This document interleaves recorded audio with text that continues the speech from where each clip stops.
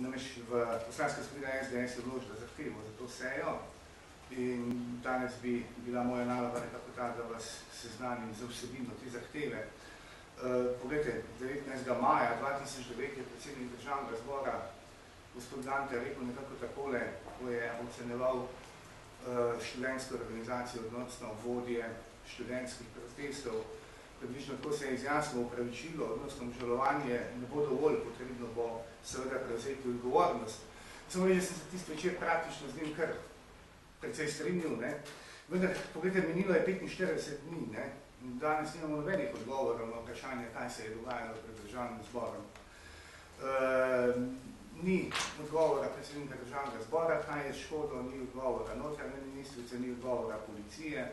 Skratka, vse je nekako potihnilo in vse je še nekako v zraku za vidika te odgovornosti.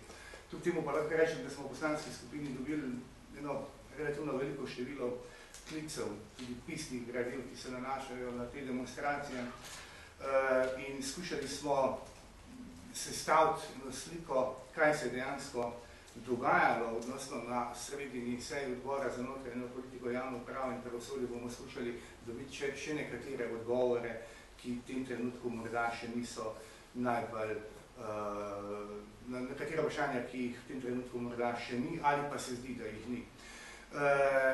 Poslanski skupini smo prišli nekaj do zaključka, da upravičili sta potrebni, pravzaprav dve, ampak prvič, nekdo bi se mogel upravičiti študentski organizaciji, to vas bo mogoče presenetilo, upravičiti bi se mogel nekdo tudi na nek način razžaljenim, poškodovanim ali pa ponižanim policistom, če želite.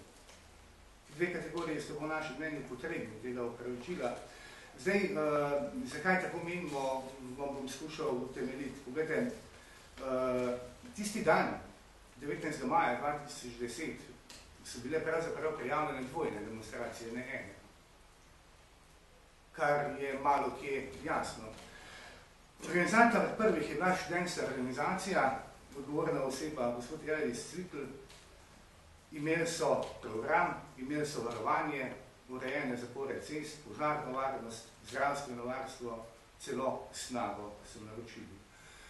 Upravna enota Ljubljana jim je dala tudi dovoljenje in vse kaže, da je bil ta protest izveden v skladu z odločbo upravne enote in po načrtu, ki je bil tudi predviden. Ta pa je bil Prešernov trg, Čopova ulica, Slovenska cesta in Šubičeva, kjer bi se naj protest končal. Obstaja pa še sporedne demonstracije. Organizator teh je, po podatkih, s katerimi razpolagamo, gospod Mitja Šega. On predstavlja fronto prekarcev. In pa delovna skupina proti delu. Če boste pobrskali po internetu, boste ugotovili, da gre za ultralevičarski in anarhistični skupini. Oglašali ste tudi preko spletne strani OSA Zagorje svoje delovanje in te dogodke. K slednji, torej tej zadnji skupini, spada tudi društvo Politus, FDV, tam imajo sedež. Te organizacije, ki si bom zdaj imenoval v nadaljevanju anarhistične in ultralevičarske organizacije, so istočasno kot študentska organizacija prijavile svoje zborovanje in to za filozofsko fakulteto. Ker so prijavili, odnosno vložili tako prijavo, da ne bodo ovirali prometa in da ne bodo hodili po prometnih površinah, in seveda ni bilo potrebno izdati dovoljenja upravne enote Ljubljana. Ampak je po zakonu to samo priglasitev v policiji. Tako priglasitev so naredili, vendar se niti tega načrta, ki so ga predstavili v prijavi policijski upravi Ljubljana, niso držali.